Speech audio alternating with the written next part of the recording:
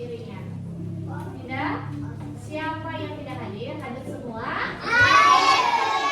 Alhamdulillah, artinya Tuhan masih memberikan kita kesehatan sehingga kita bisa hadir semuanya di sini. Oke, semua perhatikan di sini.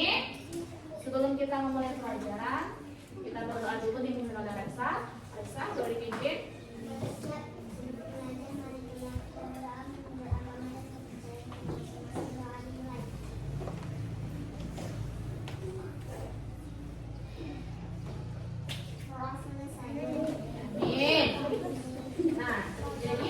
Kita sekarang tentang apa? Keputusan bersama. Jadi ada tujuan pembelajaran kita hari ini. Yang pertama, siswa mampu menyebutkan tokoh yang memproklamasikan kemerdekaan. Yang kedua, siswa mampu meringkas isi bacaan ataupun buku. Nah, yang ketiga, siswa mampu membuat keputusan bersama. Lihat, keputusan bersama. Siapa yang di sini pernah membuat keputusan? Hampir semua sebenarnya di sini pernah membuat keputusan. Seperti kalian memutuskan untuk membeli jajan. Itu kan keinginan kalian kan? Kalian memutuskan untuk membeli jajan, misalnya membeli mie, memutuskan untuk membeli bubur. Jadi tanpa kita sadari, kita semuanya telah membuat keputusan. Nah,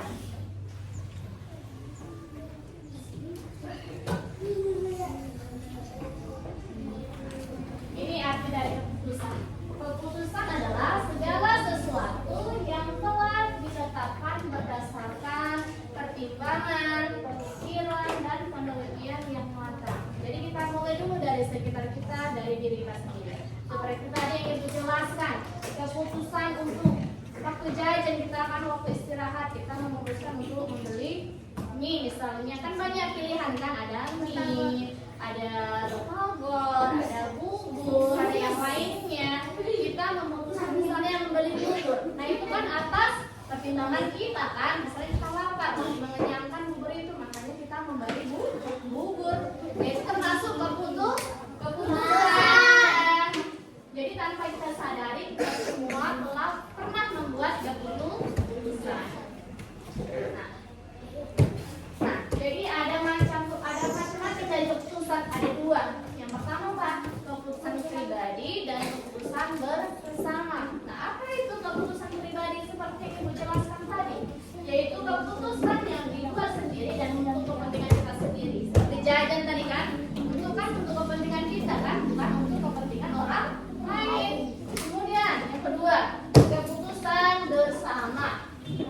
Yaitu keputusan yang telah disepakati bersama untuk tujuan dan kepentingan bersama. Seperti halnya di kelas kita, misalnya kita mau memilih ketua kelas, itu kan harus berdasarkan keputusan bersama. Kemudian menentukan apa? Jadwal tiket. Nah, itu merupakan keputusan bersama.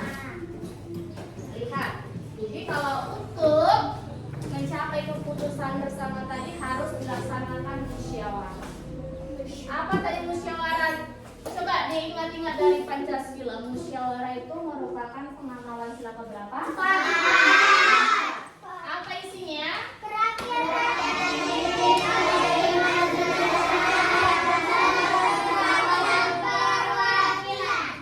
Jadi musyawarah itu merupakan pengamalan dari sila keempat. Itu apa tadi? Kerakyatan yang dipimpin oleh hikmat kebijaksanaan dalam permusyawaratan perwakilan, yaitu musyawarah, ya kan? Untuk mencapai keputusan bersama. Lihat, jadi bentuk keputusannya itu ada dua juga. Yang pertama, keputusan tertulis berarti ditulis, dia kan bisa kita baca. Kemudian yang kedua, keputusan lisan, yaitu diucapkan. Nah, yang pertama keputusan tertulis, yaitu apa? Keputusan yang diambil secara bersama-sama berdasarkan kesepakatan bersama. Seperti contohnya Undang-Undang Dasar 1945. Kapan biasa kita bacakan? Waktu upacara kan dibaca kan?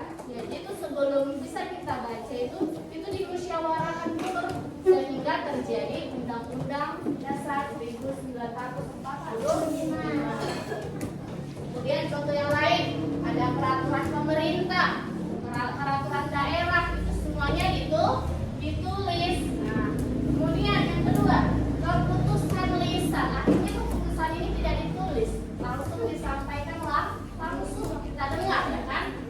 Nah, keputusan lisan yaitu keputusan yang diucapkan dengan lisan. Keputusan ini berwujud kata-kata. Contohnya, keputusan kepala sekolah tentang gotong royong. Misalnya nih, kita hari Jumat mau melaksanakan gotong royong, kan biasanya kita baris, kemudian ibu kepala sekolah menyampaikan, ya kan, menyatakan bahwa besok kita akan melaksanakan gotong royong. Kemudian dibagi tugas-tugasnya, misalnya kelas 6 membawa cangkul, kelas yang lainnya membawa pemotong rumput, seperti itu merupakan keputusan lisan, kan gak ditulis sama ibu kepala sekolah, kan hanya disampaikan, diucapkan dengan kata-kata. Itulah keputusan lisan. Kita lihat selanjutnya. Nah, cara pengambilan keputusan yang pertama musyawarah mufakat, yang kedua apa? Melalui pemungutan suara ataupun voting. Lihat musyawarah. Musyawarah adalah membicarakan dan menyelesaikan bersama suatu persoalan untuk mencapai kata mufakat atau kesepakatan. Misalnya ini, seperti tadi misalnya di kelas dulu kita, ya kan? Di kelas kita mau memilih ketua kelas, kita mau musyawarah ini, musyawarah kita berdiskusi bersama-sama.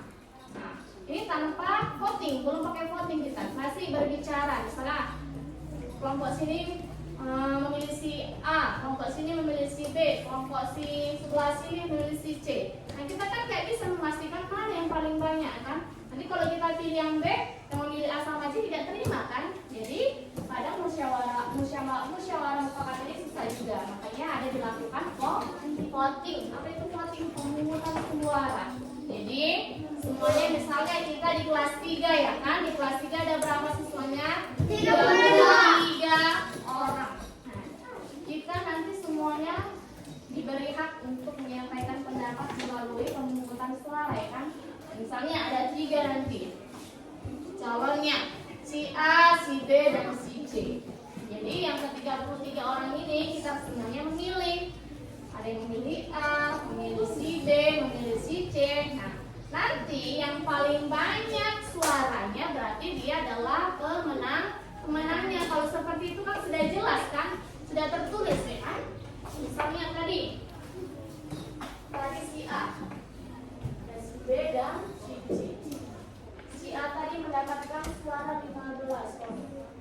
Kemudian si B mendapatkan suara 10, ya kan?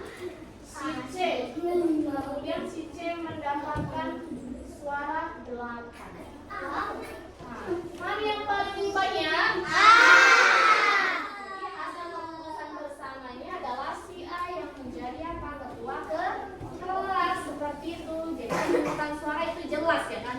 Seperti pemilihan presiden, kan? Nah, kan dipungut suaranya. Kenapa tidak dilakukan musyawarah kalau memutuskan kepala sekolah? Nah, lihat, penduduk Indonesia kan sangat banyak, kan? Tidak bisa dikumpulkan dalam satu tempat. Tidak bisa dikumpulkan dalam satu tempat. Nah, jadi makanya dilakukan pemungutan suara. Jadi dimanapun kita berada, kita bisa memberikan suara kita, ya kan? Gitu. Memilih. Kemudian melaksanakan hasil keputusan bersama. Nah, jadi apapun hasil nanti yang ditetapkan seperti ini, kepala sekolahnya, ketua kelasnya, dari si A yang menangkan, berarti kita semua harus setuju bahwa si A tadi yang menjadi ketua kelas. Nah, kesimpulannya, jadi keputusan bersama dibuat untuk menyelesaikan suatu permasalahan. Nah, keputusan yang diambil harus mengutamakan musyawarah, mengutamakan juga keputusan bersama.